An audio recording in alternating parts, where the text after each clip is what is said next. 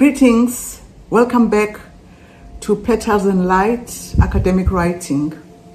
Our topic today is braiding multiple voices in your literature review chapter.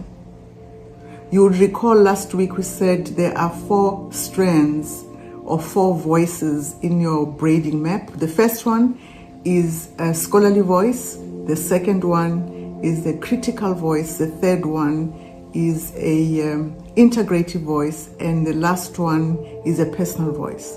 Usually the personal voice is embedded in the critical strand. It is also embedded in your integrative strand.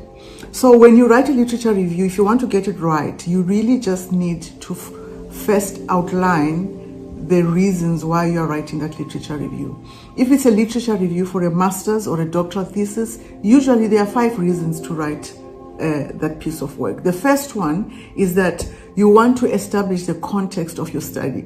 You want to justify your research, and you want to answer the question, why is this study even necessary? So you then use a scholarly voice together with a critical voice when you're justifying your study. You would then conclude your arguments to justify your study with an integrative voice.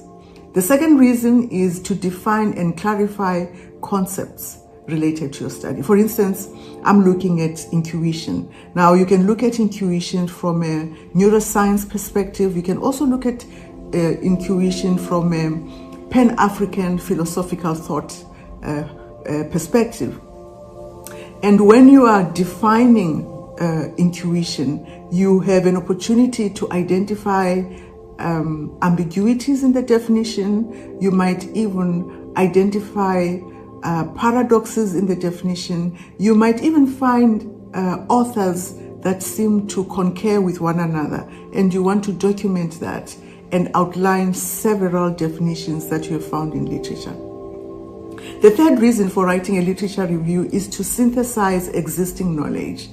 And this is not just a summary. This is where you use your scholarly strand, you also use your critique strand, you use your personal strand, because you want to synthesize this and see if it really speaks to your study. My intuition paper, for instance, speaks to both neuroscience and it also speaks to Pan-African philosophy. So you want to showcase that body of knowledge so that your reader understand that you have got the mastery of the literature related to your topic. The fourth reason is to identify methodological approaches and gaps in methodologies.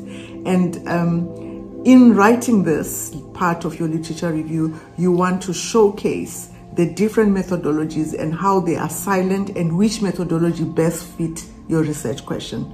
The last reason out of these 5 is to build a theoretical framework and an argument to locate your research questions. This is now when you are using largely your integrative voice and you are defining the lens of your study, weaving together the different strands, your scholarly strand, the critical strand, your personal voice, weaving that into an argument. This is quite a sophisticated, intellectually challenging piece to write a theoretical framework, lens that defines your study. Let's pause there. I hope you find this useful. See you next week.